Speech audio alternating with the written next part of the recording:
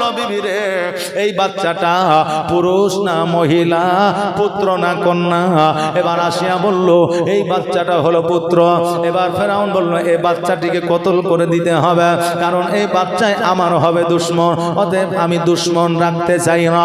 আসিয়া বলল স্বামী গো, আজকে আমাদের সন্তান নাই, এতদিন পর্যন্ত বিবাহ হয়েছে আমাদের সন্তান হয় না। আজকে এই সমুদ্রের মধ্য দিয়া যখন এই বাক্সটা ভেসে এসেছে, আল্লাহ হয়তো আমাদের এই সন্তানটা লালন পালন করার জন্য দিয়েছে। ওগো আমার স্বামী, এই বাচ্চাটিকে আপনি কতল করিয়েন না, হত্যা করিয়েন না, এই বাচ্চাটিকে প্রাণ আপনি কেড়ে নিয়েন না। ফেরাউন বলল ও আমার বিবি রে, আজকে আমার সন্তান নাই ঠিকই, কিন্তু আমি কারো সন্তান লালন পালন করে দিতে চাই না। ফেরাউন রাজি হইল না। আসিয়া যেন মোহাব্বতে পড়ে গেল। মুসা আলাইহিস সালামকে কোলে যেন বাবা উঠে নিল।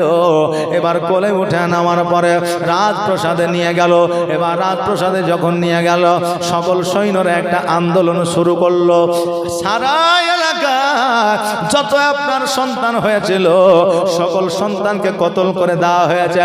আজকে আপনার বাড়িতে যে সন্তানটি আছে ওই সন্তানটিকে আমরা কতল করব।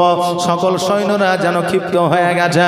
এবার ফেরাউনের স্ত্রী আসিয়া বলল শোনো গো, আজকে আমার স্বামীর কাছে আমি যাব, আমার স্বামী যদি রায় দিয়ে দেয় এই বাচ্চাটিকে কতল করা তোমরা কতল করে দিবে, আর আমার স্বামী যদি রায় দিয়ে দেয় বাচ্চাটিকে কতল করিও না, তবে তোমরা কতল করতে পারবে না।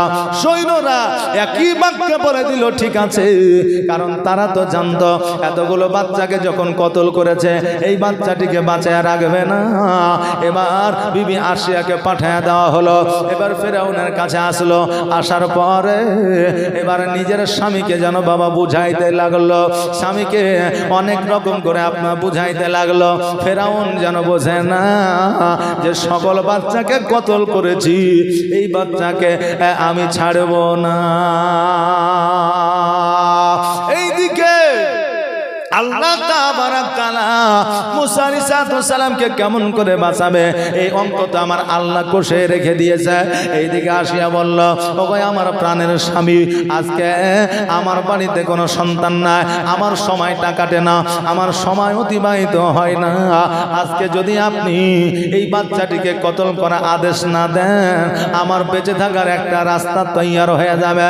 আজকে আপনার রাজপ্রাসাদটা দেখাশোনা এই বাচ্চাটাই করবে।